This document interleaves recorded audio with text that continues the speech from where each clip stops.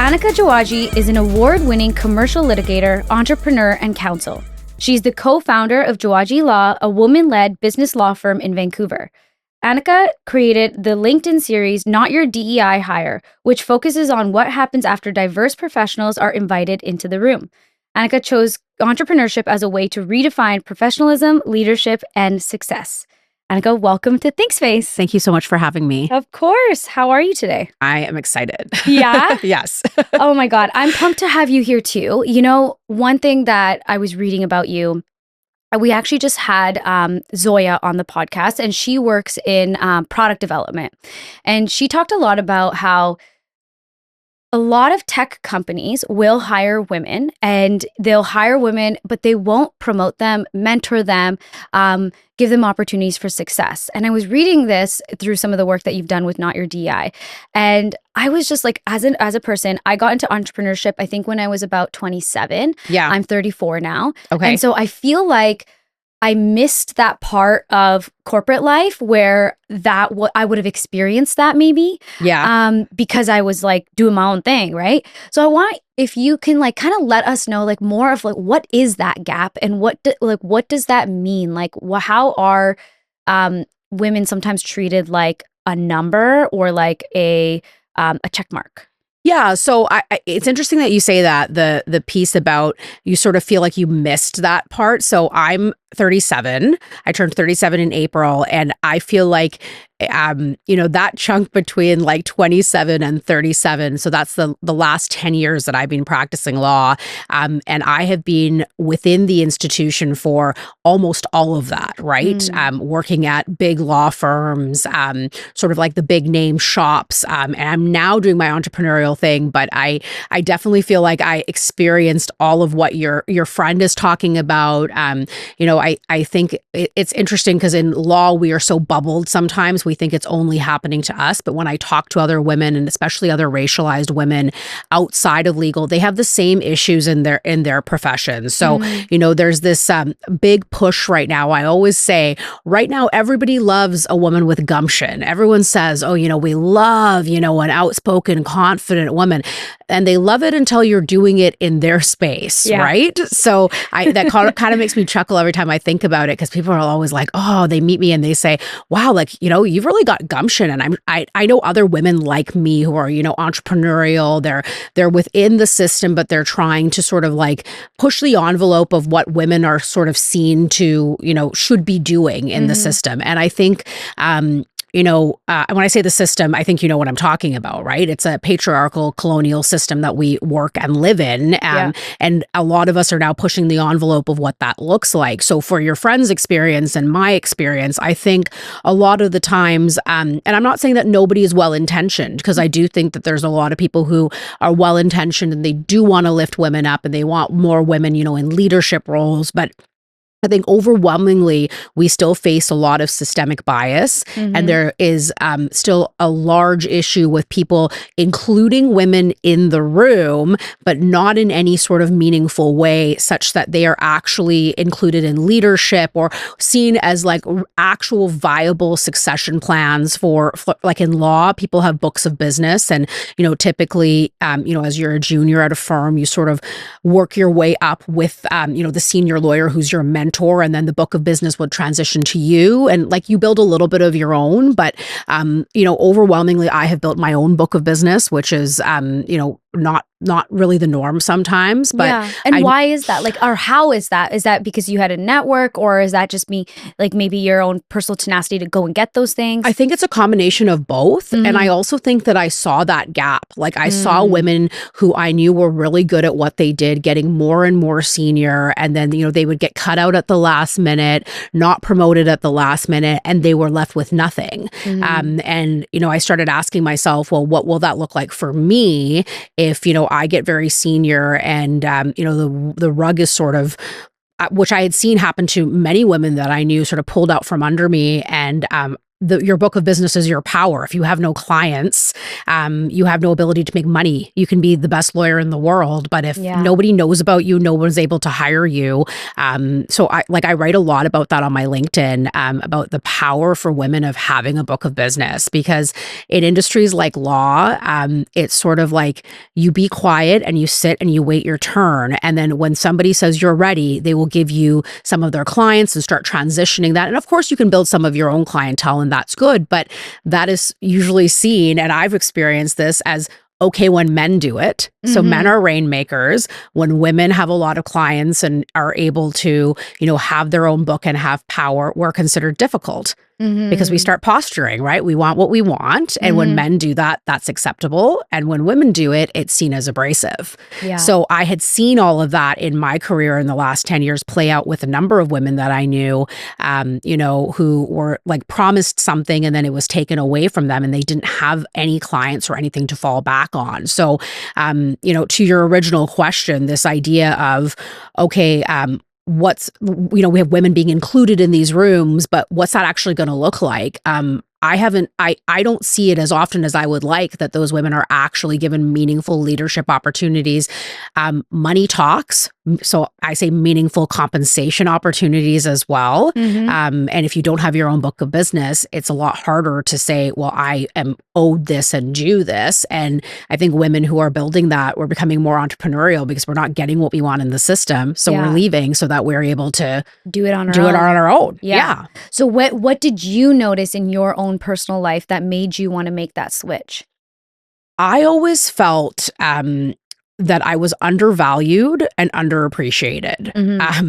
And I say that, I practiced 10 years and I practiced at a variety of different places. And I can't say that spectrum of undervalued, underappreciated was the same at every place. I've definitely worked at some great places where I did feel valued, did feel appreciated. But there was always a bit of a gap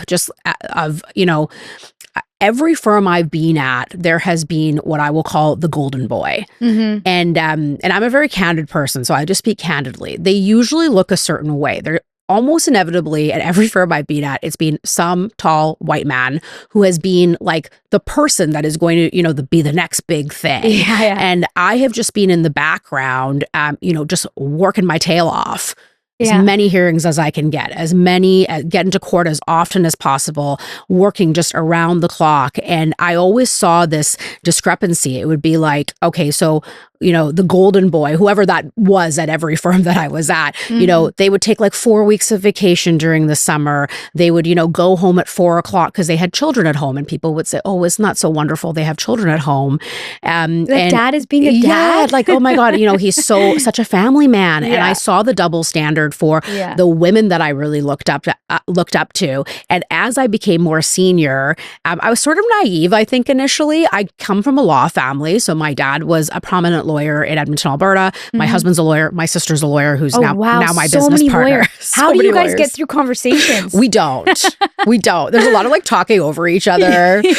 When my husband's very like British, and when he met my family, I was like, so like, what do you think? And he's like, do you guys even know like what conversation you're having? And I'm like, yeah, like it makes complete sense to me, right? Yeah. I've already finished their sentence in my brain. Yeah, I'm like, I know exactly what she's talking about. We're on to like the next thing. We're 3 girls. So I'm middle sister, older sister's a lawyer, and then my younger sister is a marketing executive in Toronto. So we're all, like very, competitive, entrepreneurial, all of those things. So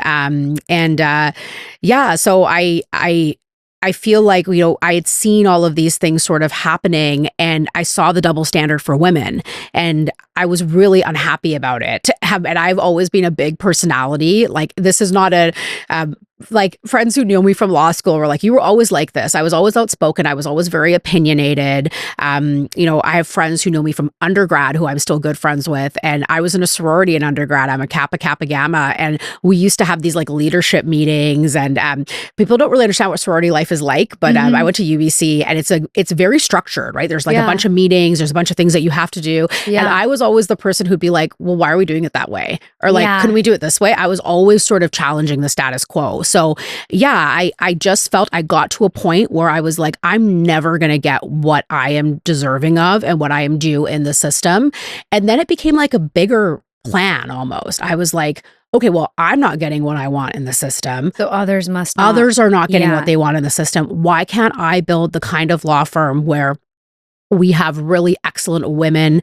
We're a full racialized women team right now. Mhm. So, that's like a pretty, I don't know of another firm that is all racialized women who's practicing securities, tax, and intellectual property law, right? Like these are your male dominated fields. So it sort of started as me being like aggrieved and then turned into like this amazing thing where I was like, you know what? Like I have a lot of profile in the city. I have a lot of credibility. I've been practicing for 10 years. I'm well known. I know what I'm doing. If I can lift other women up with me and like train them and put them in an environment where they can excel without all of the microaggressions and the systemic bias, I think we would really have like a lot of women who could be like first chair. And when I say first chair, I mean like they're the ones speaking in court, commercial litigators, and we don't see that all the time because women play a supporting role most of the time. Yeah. Yeah. What's something that you like? That's a beautiful intention, right? Yeah. And then as you're going into the experience of actually creating it, what's something that maybe became clearer to you as you started doing it? Maybe something that was harder or because, okay, so for example, right now I'm reading Emma Greed's book, right? And she's a very polarizing person. Yes. And one of the things that she talks about is this conversation about DEI and just also just like how are women supported in the workspace? And I personally feel like I can tell that she's a girl's girl, right? Yeah. But she's just a non-bullshit girl's girl. And she's just like, yo, like at the end of the day, it's a business. It's not, how your people are treated is a company culture problem. It's not a business problem. And I was like, okay, I wonder, like, this is kind of like a conversational starter because I think you can argue it both ways. Yeah. And when you start, so you have this intention and you're going into this with this intention. What did you learn? Okay, so I'm not sure what the right answer, like to conceptually is that, but I'm going to try to articulate it. So for me, it's this idea that women-led or women-owned is sort of like warm and fuzzy. That really annoyed me. Tell me more. So maybe I like resonate with her on those points. I know she's very polarizing. There's things that I agree with that she says and the things that I really don't agree with. Yeah. But my sort of the way I came at it was like, I'm tired of people being like, oh, it's a women-owned, like women-led firm. Like everyone must leave at 3 to like go pick up their kids and like, and not that I have any issue with anyone going at 3 to pick up their kids. No, but thinking that it's discounted or something like that. It's discounted or, and one of the major things that my sister and I were very intentional about was this idea of like, no, women-led, women-owned can be heavy hitting. It can be aggressive. It can be really good at what they do. I work more now than I ever have at any of the, the top shops that I was at, doing like really great quality work. But the difference being is not women are not lazy. We're not looking to go home at 3 or 4 o'clock. What we want is an environment that is flexible, that allows us to, so if you have to go pick up your child at 3 or 4, you have the ability and a workplace that is supportive of that, so that if you need to log on later or do something later, your colleagues are aware of that. You guys all sort of operate that way. You're not like apologizing for existing as a mother. It's more autonomy. And trust, right? Like there has to be more trust. Yeah. I don't track anything at the firm. Yeah. Like in the sense of we do not have a billable target, which is again like unheard of for a top tier commercial lit firm. We compensate as a top tier commercial lit firm. Like we did not do the like, oh, okay, we're stepping back into a smaller firm environment. We were like, no, we're going to pay you what you would make in big law. So like you're getting compensated like top dollar. We have top tier benefits. I had the value of being at a firm that compensated like this, and I've seen the benefit structure. So I have structured in that same way. So I'm giving you everything that you would get at, one of the, I'm going to call it the traditional firms, but you're getting so much more than that. You don't. Well, you get that actual opportunity to grow. That you get. I don't do billable targets for a reason, because there's either people who want to work or people who don't want to work. I know very quickly who they they are. Mm-hmm. So like the colleague who joined me from my previous firm is another racialized lawyer. She's 5 years my junior.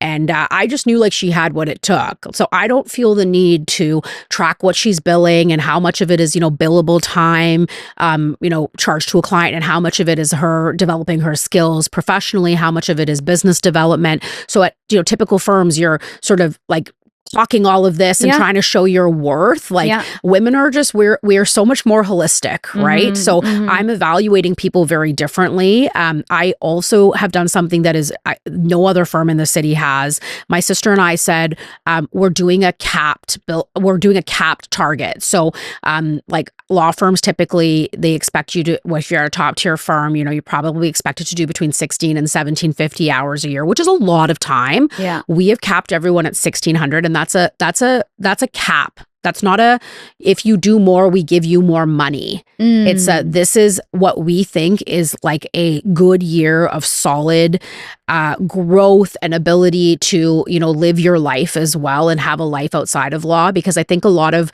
institutions will say, oh, well, we want women to be here. It's like, okay, well, nothing about this place is conducive to women being here. Yeah. Which is why women leave. Yeah. To your point before we started on the podcast, we were talking about how many women who have left law. So many. It happens all the time. Yeah.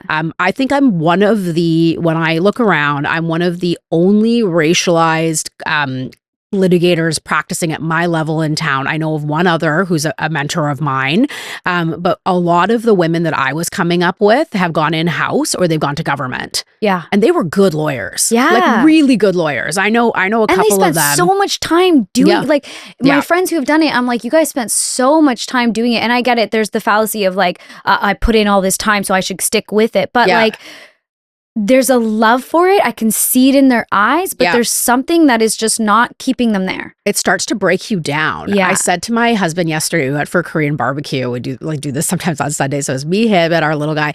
And I said to him, we weren't even talking about work. I said, I've never been happier. I work more than I ever did. The work has not changed, but I've never been happier because I don't have to deal with the daily exhaustion of being within a system that was never built for me. Yeah. Like tiptoeing around having to leave for, children's appointments or activities, tiptoeing around, the fact that I have other obligations outside of the office, dealing with leadership. And this is not, particular to any specific firm, but every firm I look at in the city is like predominantly white male dominated. Yeah. There is one who's got a lot of women partners right now, and I've been watching that firm. But on the whole, I don't see another firm that has this many women. And men operate differently. They do. And they think differently and they promote differently. Like it's a lot of what you're saying is very similar to the film industry. Yes. I remember I won an award. We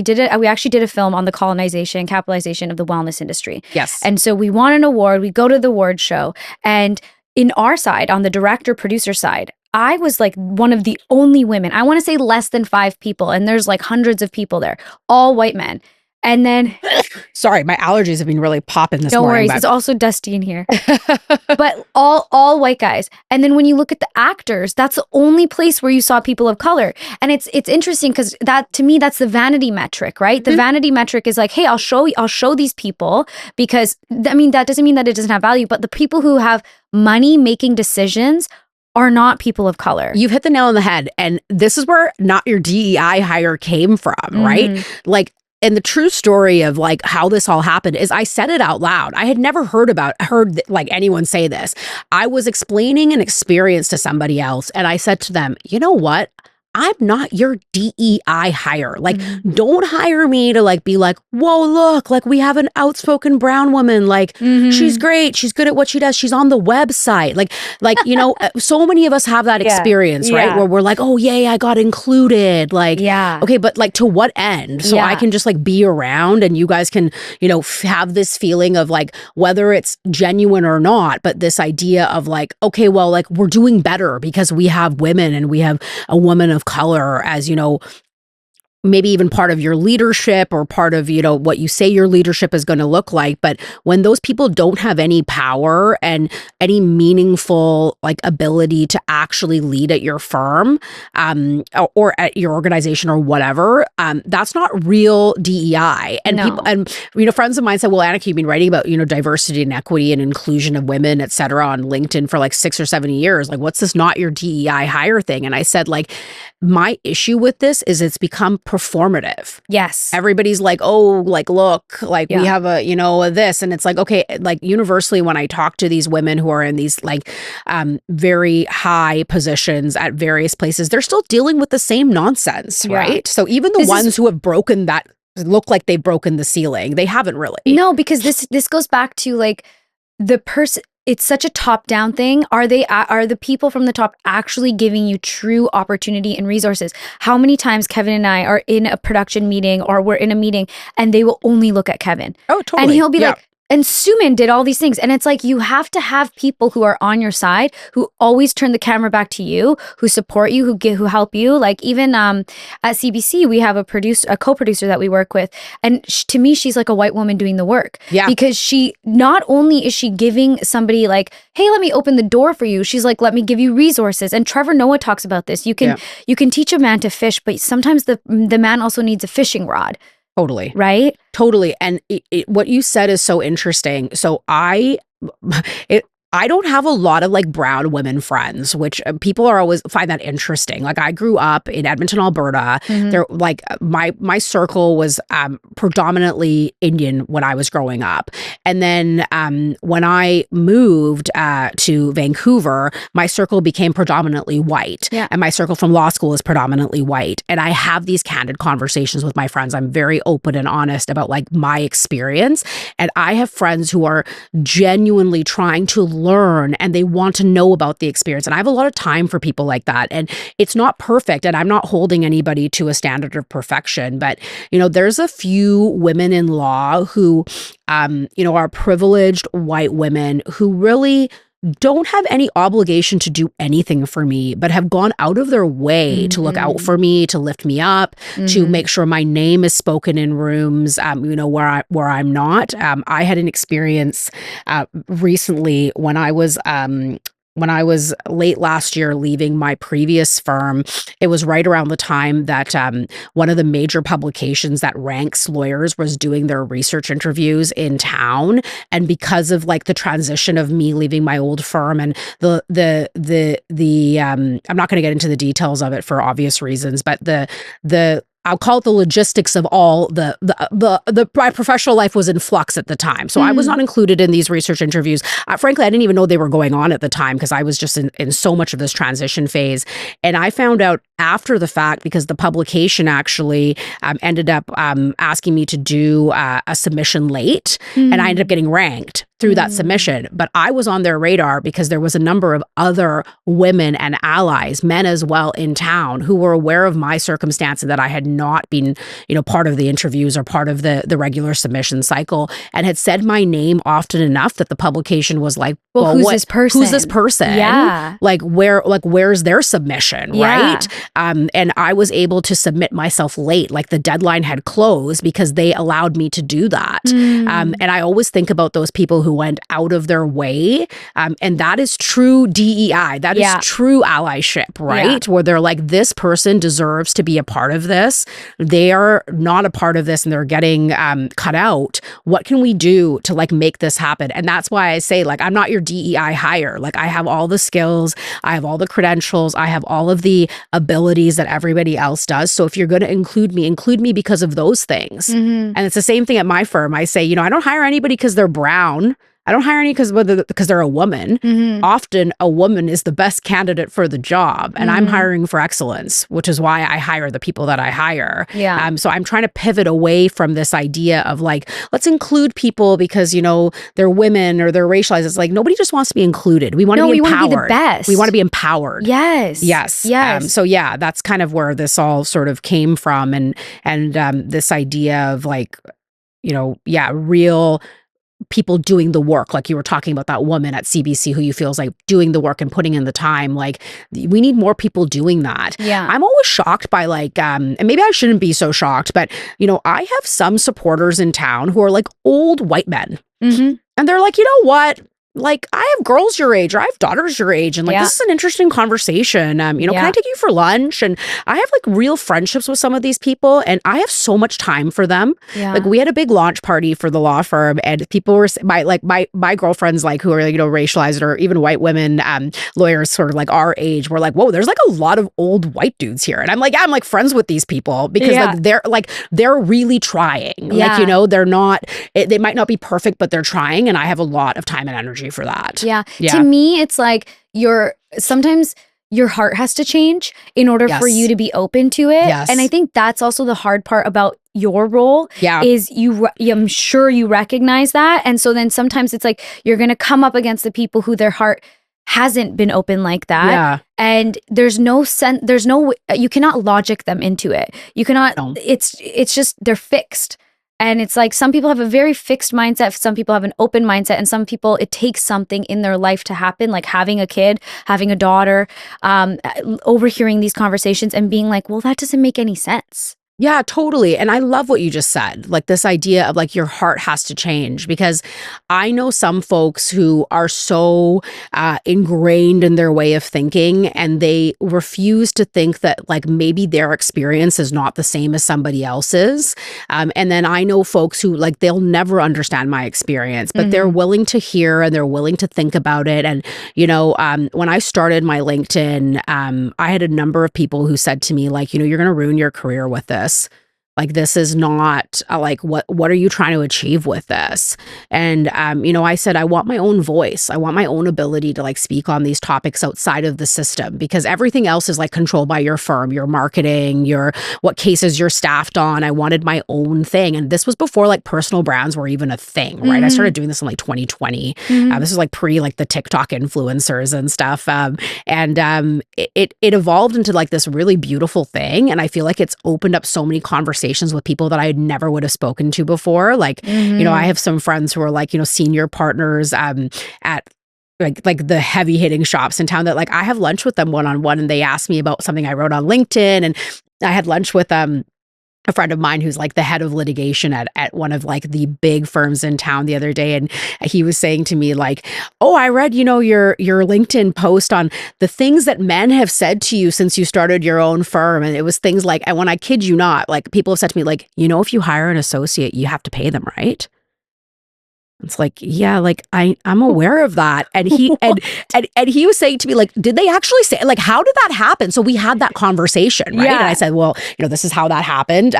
But that's a conversation we never would have had otherwise, and right? they wouldn't have known like how crafty people are willing to be to speak when they speak to a woman, right? Oh my gosh. Yeah. It's like my male friends are always shocked. Yeah. I have a very good friend of mine from law school. He was in my wedding and we're still very good friends. And he came over for dinner the other day. It was like both of our spouses were like off doing something. My husband was busy. His wife was busy. And so we ordered sushi. He was over at my house and and he's like, you know, a classic white dude. And he was just telling, he's like, Aneka, did that actually happen? Like, who said that to you? And I said, like, it was this person and this is how that happened. And they're always shocked. But the things that people say to women is wild. It's wild. It's wild. Even relaying it to my husband, who is a brown man, he'll say like, what? Yeah. Like what? It's like unhinged. It's unhinged. Yeah. Like truly. I'm like, I've had so many experiences where I'm like, did that just happen? Yeah. Like, no, that like they couldn't have meant it that way because that's crazy. And then like as I've gotten, you know, older and more like in my aura, Raminder will be happy with me because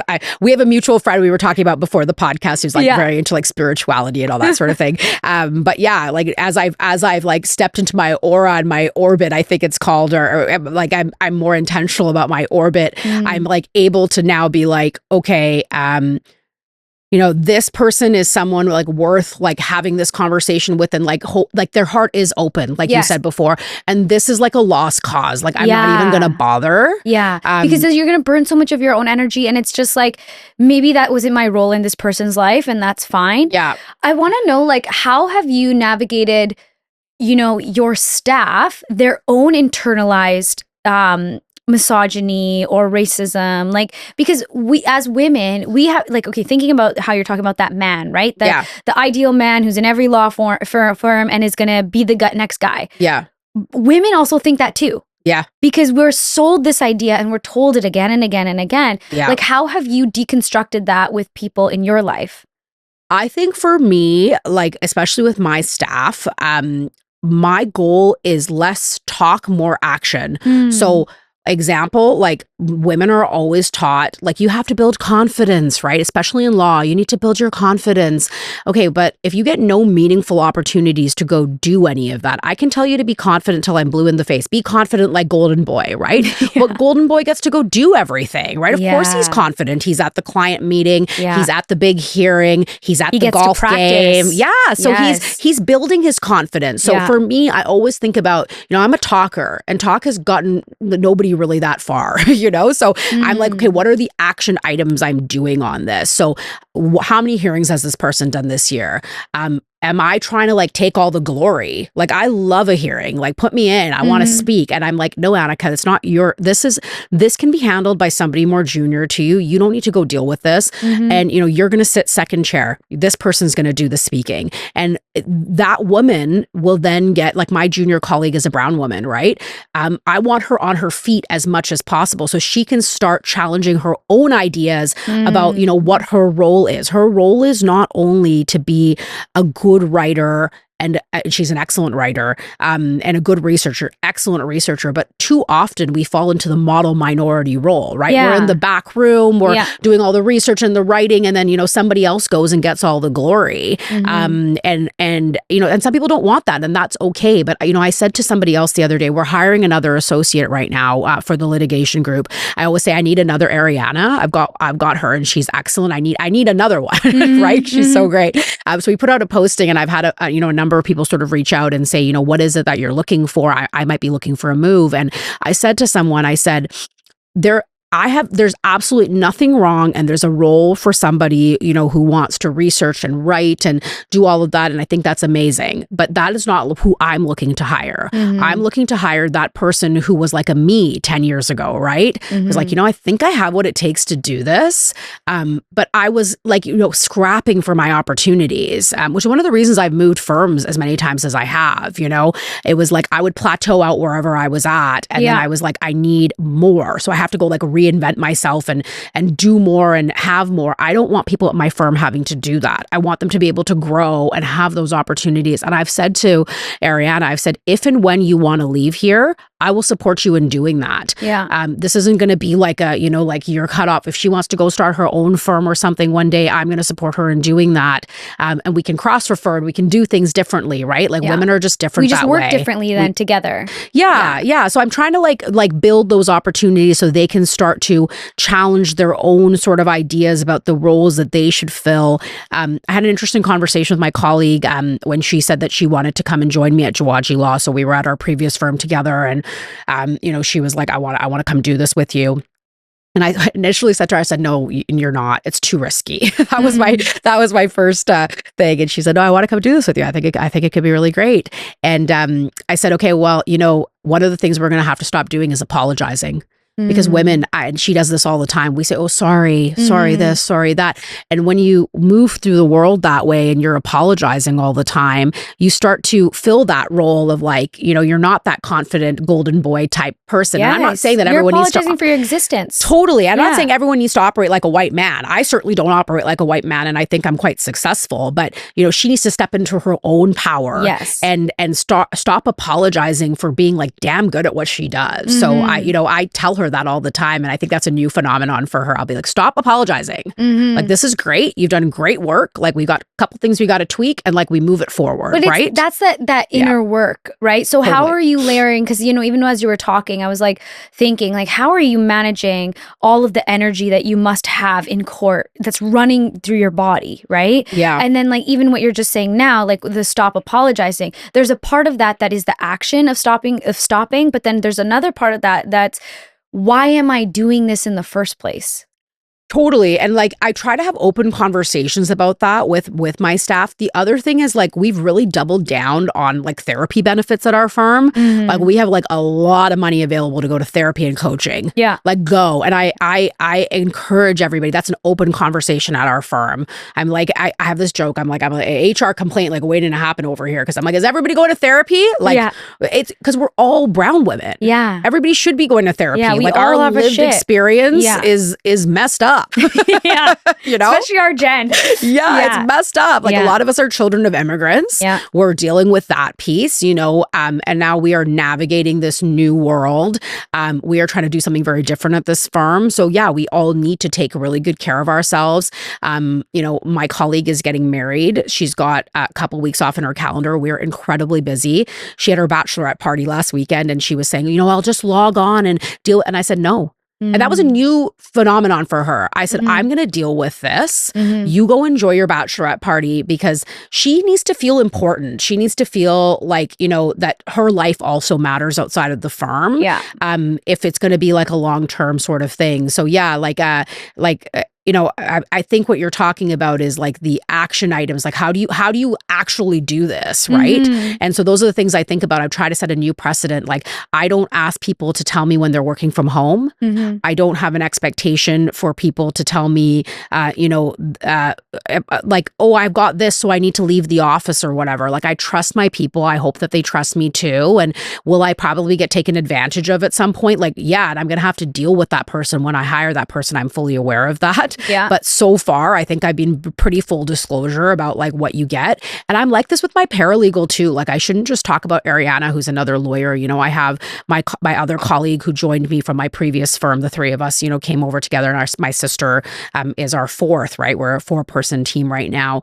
You know, I don't want to like toot my own horn, but like she's a person. She's not just my staff, right? Yeah. I've been at too many firms where these women who are our support staff are just treated as like, oh, okay, like whatever, like admin assistant, right? Like, no, she like runs my practice and she's damn smart. Yeah. So I give her that latitude to run her life. I don't care like when you come to the office or, you know, we communicate every day. Do we have anything that we both need to be here for? Is there anything we need to be here in person? Like who's doing what? Everybody kind of like knows where everybody is, but there's like a mutual trust and respect for you to like run your own life, which women don't get in the workplace very often. No. It's like someone else micromanaging you. Yeah. Like on the other side of that, you know, there's the talk of if you don't come to the office, then you're not seen. And so we had a studio for quite some time. And then, you know, we're like, we don't need this overhead, got rid of it. Yeah. And personally, I find it kind of challenging to not be out in the world. I think because maybe I just need that social interaction. Yeah. But then I'm also like, well,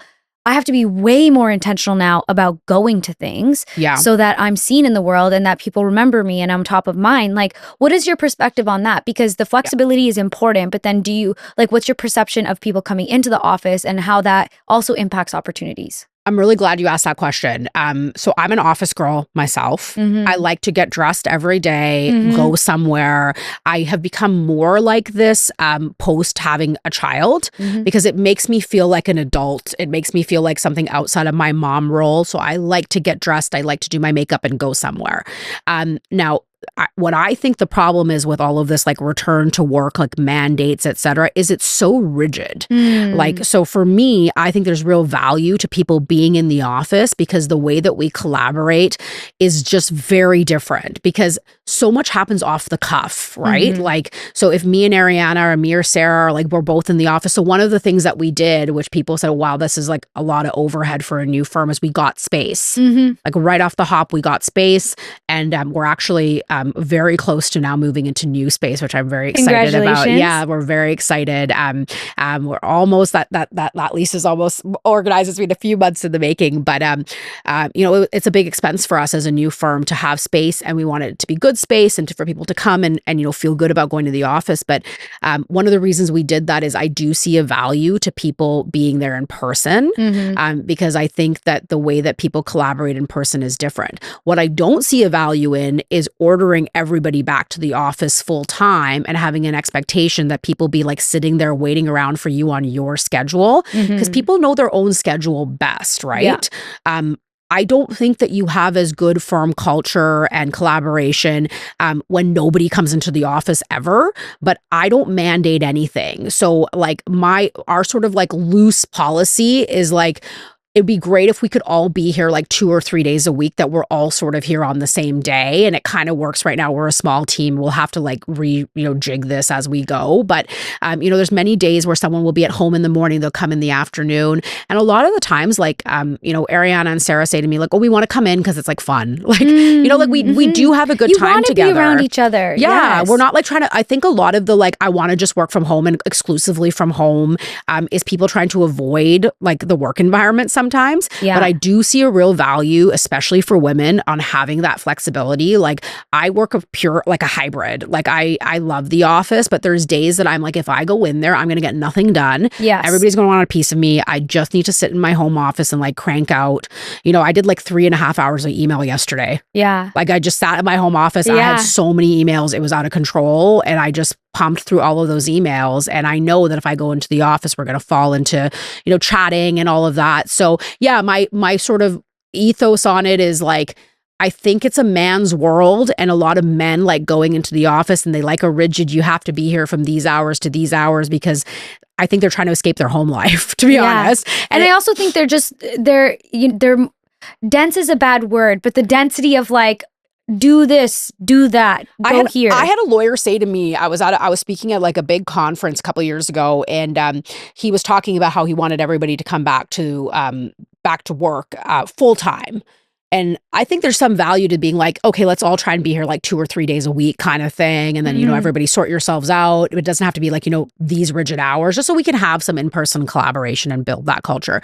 And he said to me, well, the good ones want to come in. And I said, well, that's such a weird way of thinking about it. Mm-hmm. Because like, I know a lot of good people who don't want to drag their asses. Can you swear on this podcast? Yeah, I don't know. Don't drag their asses to downtown just to answer email today, right? Exactly. So like if your day is just going to be, I need to pump through email, and you're going to do that better at home. But what I do think is really important, and in law especially, is if you are more junior, I think you're going to lose out on, and people have said to me, well, it's on the senior lawyer to like check in on people who are working from home and make sure they're being mentored. I agree with that. Like, I think there's meaningful opportunities. When I used to work at the BC Securities Commission, we were almost fully remote at the time because I joined them like kind of halfway through the pandemic. And I had like really good collaboration with people. And I've been at another firm, which we were almost fully remote during the pandemic, and it wasn't the same, right? So it wasn't the, we're remote part that was like changing things. It goes back to culture. It always right? goes back to culture. We were like checking in on each other. We had a really good culture. But I do think like in industries like law, and I'm sure media and all of these kind of things move really quickly. And if you're not in the office, like you are going to miss some opportunities. And that doesn't mean that you have to be there every day. But a lot of the times it's going to be like, okay, well, someone has to go to court right now, or someone needs to help with this filing. Like, who's here? Yeah. Who's here? Or, oh, there's a client call, like pop into my office, right? And we're going to debrief about the client call right afterwards. So I think there's a place for both. Yeah. And I think like we don't need to have this like rigid, it has to look like this, everybody has to be at home full time. I don't think I'm ever going to hire someone who wants to work remotely full time. Yeah. Like, I don't think I will. Yeah, just because of the nature of what we do. I don't think it's going to work for me. But I think there's like value to both. Like, what was the name of that lady you were talking about before? Geddes? Is it Emma? What's her name? Emma Grede. There we go. Okay, I always forget her name. I'm like, Emma Geddes. Like, I know she's got her thing about work and you're not there and all of that. But like, I disagree with that because she's just pandering to a male She's actually world. saying exactly what you're saying, though. Oh, is she? Okay, so then I like her again. Well, you know what? And that's the thing. That's why I was like, I don't know if I want to read her book, right? And I ended up reading it because I was like, I don't want to be the highlight reader. I want to just like go into the depths of what is she actually thinking, right? Yeah. And so that's her thing. And it's pretty much exactly what you just said. Okay. In the morning, if you're not able to make it, cool. Like, then you're there in the afternoon. If you're doing pickup and drop off for your kids, like, organize your own freaking day. But at the end of the day, if you're not seen, you will not be chosen. And I know that also, like, by I have to be very intentional with the things that I go to, where I go. Yeah. And am I top of mind for people? That's how I've gotten opportunities. That's how people remember and say like, oh, like Sue and Kev can do this, or like maybe Sue can do this for me. And it's visibility, though. We're talking about two different things, though, right? Like, I agree with everything that you're saying, but I think visibility and this hybrid thing, work from home thing, are sort of like getting conflated into one thing. So like people are being like, oh, well, you need to be visible. I agree with that. Yeah. Like, but visibility doesn't mean you have to be here every day or show your face every day, right?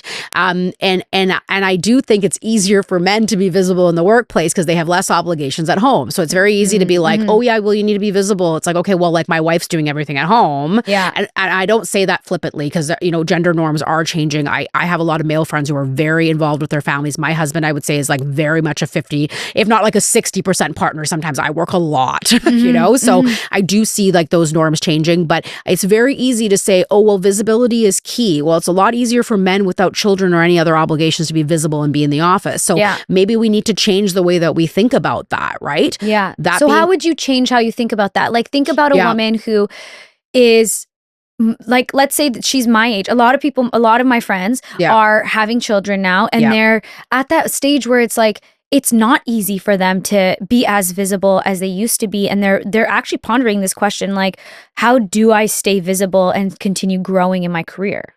So I think there's like two sort of interesting things happening. So I think visibility is great, right? Like my LinkedIn gives me tons of visibility. I'm top of mind for a lot of things, right? I get calls from people all the time like, don't you do securities law? I thought you did securities law. I thought I saw that on your LinkedIn. And I'm like, yeah, right there, that's visibility, right? But that's visibility that I built from home from my computer, right? Yeah.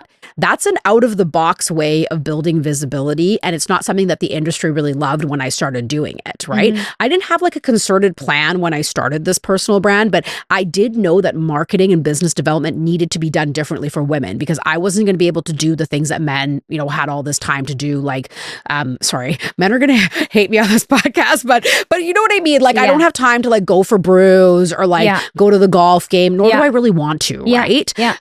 So when my LinkedIn started taking off and it turned into something I wasn't really expecting. I was like, oh, this is like marketing and business development. Like, this is really cool. So I built visibility like in a different manner. Now, I'm not saying that everybody has to go build their personal brand, but I think for a lot of women, like in law, they're like, oh, well, I need to go to the golf game or I need to go to the this or the that. And I say to them, actually, challenge yourself on that.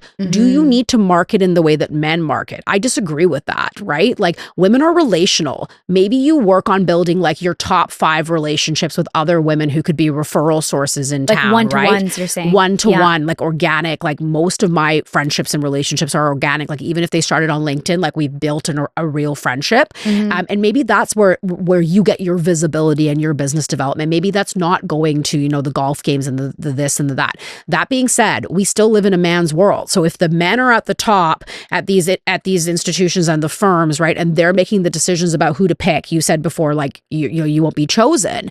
That's part of the problem, right? It's like that ethos and that patriarchal thinking of like, well, the people who deserve to be chosen are the people who are always here. It's going to, I see what you're saying. It's going to skew towards men, right? Yes. Yeah, right. Because like they are going to be here and they're going to be able to be here more. So I think a couple things need to change. This all starts in the household. If gender norms do not change at home, they're not going to change in the workplace, right? Yeah. Like, we were very intentional. Parenting is the biggest job in the world. It's the biggest job in the world. And, you know, I said to my husband when we decided to have kids, we had one cardinal rule for parenting. And I say this to all of my friends who have children. Well, first, pick a good partner on both sides. On both sides. Who wants to be a dad? Who wants to do the honestly, thing? like the most important decision you'll make in your career is who your partner is. Yeah. Like, truly, I believe that. And sometimes it's better to not have a partner than like try and have a partner who like ruins everything for you. Yeah. Right? I know people like that where I'm like, you'd be better single, right? Yeah. Like, you could probably navigate this life. There's a lot of writing right now about women choosing to be single or even be single parents because it's easier than like basically having 2 children. So like, your partner, I think, is a huge and very important piece of this. But the cardinal rule we had was either of us should be able to leave this home with 0 instruction to the other. Tell me we more. live and die by that. there should never be a situation in where I or him is telling the other parent, okay, well, I have to go on a business trip, or I have to go out for like a work dinner tonight, or I'm going to be, you know, in a trial or whatever. And this is what, you know, little Jimmy eats, and he eats this at, you know, 5:30, and his bedtime is it now, or like, oh, you know, I travel a lot for work. Okay, so I'm packing to go to Toronto. I have never once in my mind thought, oh, and now I need to give instructions to my husband. He's not capable of taking care of him. Yeah, like he knows the routine just as well as I do. He knows what he eats. He knows his likes, his dislikes, and that's vice versa, right? Like when my husband is busy on a transaction or something like that, I'm not calling him to be like, hey, like, you know, does Ariz like, you know, Bluey now, or does he like Paw Patrol now, right? Yeah. Like I know, just in the same way as my husband knows. So we should be able to leave the home with zero instruction to the other, to another. And I have friends who are like, how do you like do that? Like, you know, like, well, like even if we go out for like an evening out or something, they're like, oh, I had to like, you know, this is like far and few between. Most of my girlfriends are very similar cloth to me, but you know, I'm like, I couldn't live my life like that. And if you have those kind of gender norms in the household, well, it's an equal partnership. Yeah, then you have more men who are taking paternity leaves at work. Yes. You have more men who are like, no, I have to leave because I have to go do this, or I'm going to be working from home today because my child has a dentist appointment or a doctor's appointment. And men also, everyone learns from each other, right? So it's like if you see somebody doing that, they're forced to think, will I do that? Am I doing that? Do I want to do that? You know? 100%. And like, I have a lot of male friends who have taken like real paternity leaves, which was like unheard of in law like 10 years ago. And I'm like, yes, more of us need to do that, because I think those are like the systemic things that we change within the system, which will actually change things for women. Like you can have a women in law committee till you're blue in the face. But you know, if it's like when women take maternity leave, they lose their entire book of business, and men never take paternity leave or have the same experience, the same things, like it's just never going to be the same. Right. And, you know, some people will say to me, well, like men can't have children. So like, what's your plan, Aneka? And I'm like, okay, that's such a broad statement. Like there's a lot of other things that, you know, they like can be done in the workplace to support women. And I think part of that is like workplaces encouraging men to take paternity leave. Workplaces not, you know, giving massive bonuses to people who build like X number of hours. That's why we put a cap on our hours, because who are the people who are getting those big bonuses? Are the people who can execute the hours. Yeah, and who can execute the hours? The men. Yeah, I get that. Who's got the time in the evening or the, you know, like, and I said, I'm not going to continue to support these types of compensation strategies, right? Because the world is changing. The world is changing. The world is really, really changing. How, you know, we're coming up to the close of our podcast, but I really want to ask you, because I feel like you really embody this value, but you must have to be very curious as well as a lawyer to try to figure things out. Yeah. What role has curiosity played in your life and as a lawyer? I would consider myself like a lifelong learner. My dad was like this. When my dad passed at 75, he was doing a master's in arbitration just because like he wanted to. He was like, oh, I think this would be cool. I've always kind of thought of myself that way. Like I'm constantly like learning, asking questions. I think I'm it's interesting because curious, I'm not sure is the right word to describe me. Like, I'm not sure if it's curiosity. It's more like I have this, like, I want to learn about different things. And, my sister challenges me a lot. Like it's funny because I'm actually so old school in the way that I actually practice law. Like I'm like a, you know, a paper everywhere, like highlights, a highlighter, all sorts of things. And when me and my sister started this firm together, she would say, well, you know, there's software you can use to do X. Or I'd be like, no, it'll never work, you know? And she's like, you're such a stick in the mud. Like, why can't you? And so she has like kind of forced me to be more curious and think about these things. And there's things that I've adopted from her practice that I'm like, oh, actually, like, cool. Like this could work, especially right now with like AI and all of that adoption, especially that's coming to legal. I think you do have to be a little bit curious. Like I was talking to some senior lawyers the other day, and they were saying to me, we were all speaking at a conference together. AI will never be able to do what we do. And I agree with that. But it was like this idea of like, we're not even going to touch it because we don't even want to like know what it can do because it can never do what we can do. And I think in those instances, like I actually could very easily go that way because I am very old You can school in witness that the way. rigidity there. Yeah, and I'm like, oh, I kind of like that. Like, there's parts of me that I'm like, there's a way to. I know that. I get it. I'm very stuck in my ways in that way, but like I have to actively challenge myself and be like, no, there's other ways of learning and doing. So I've been taking I took an AI boot camp recently. I've been like integrating a lot more AI into like my litigation practice and seeing like where it works and where it doesn't work. So I think that curiosity has like definitely played a role in all of those things. And I like to keep like open dialogue with a lot of men in my life. Like I don't want to become one of those women. And I think we all know some of these women who are like, I'm right. And this is exactly it. And this is my experience. And I don't even want to hear like what you have to say about any of this. Like, I'm a mom to a boy.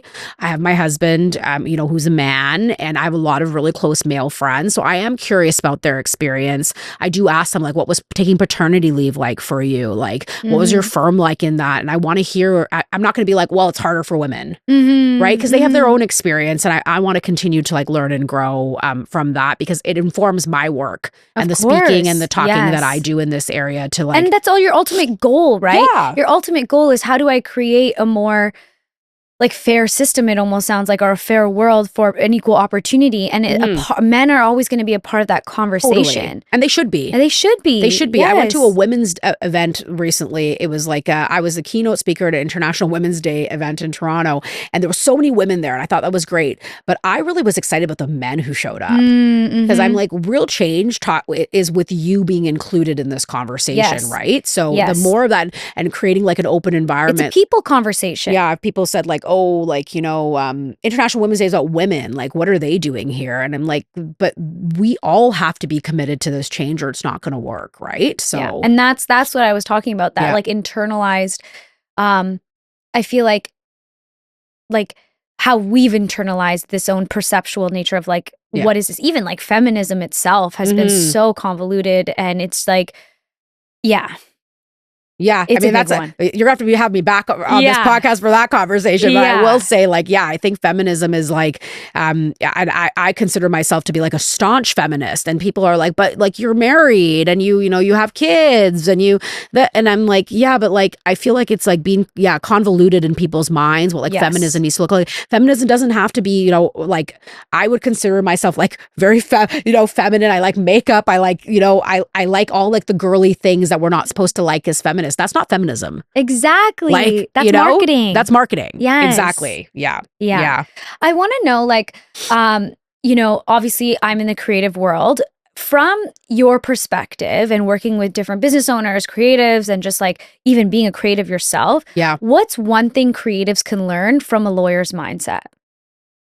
Organization and structure. Like I think before we hopped on the podcast, you and I were talking about like how my brain feels like it's like always switching on and off because I am a creative. I grew up in music. Like I was a performing arts, girly growing up. I sang, all of those kind of things. So I have that part of my brain. And then I have this other like logical part of my brain. But I think it's interesting because like law is so creative. It's tell me so more. creative. Like, it's like you have this problem and a lot of the times it's like multifaceted and complicated and no person is going to look at the file the same way.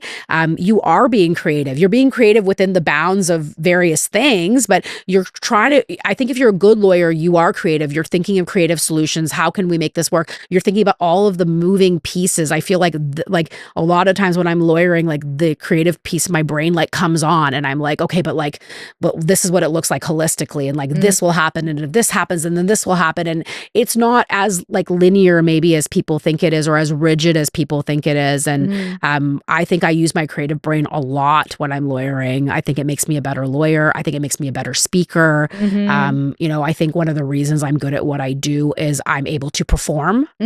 Right? Like, and that's a huge part of advocacy it. and litigation is performance. Yeah. Right? Yes, you need the substance and you need to be able to back up what you're going to be able to say, but to be able to deliver it in a way that like resonates and makes sense and make your point, that is so much more than just understanding what the law is, right? And that is, I think that comes from like my performing arts like theater background, right? Yeah, like it's almost like it's like you have to understand people. You have to understand emotion. This is a people industry, right? Yeah. Clients and people don't.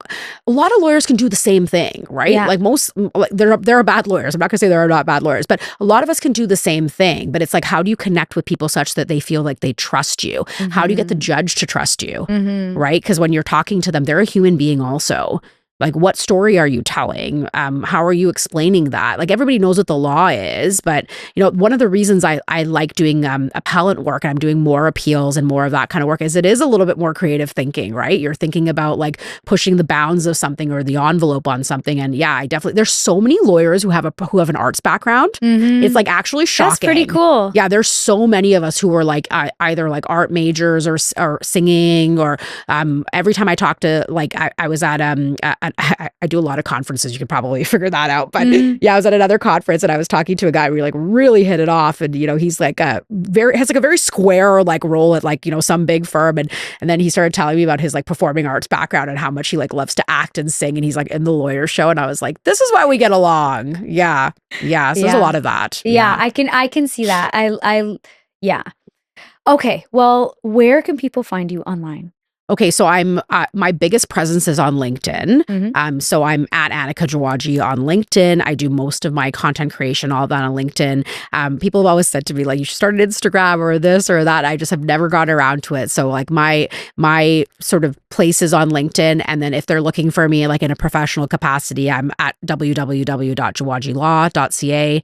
And that's our like firm website. But yeah, like most of my sort of like my personal brand is on LinkedIn.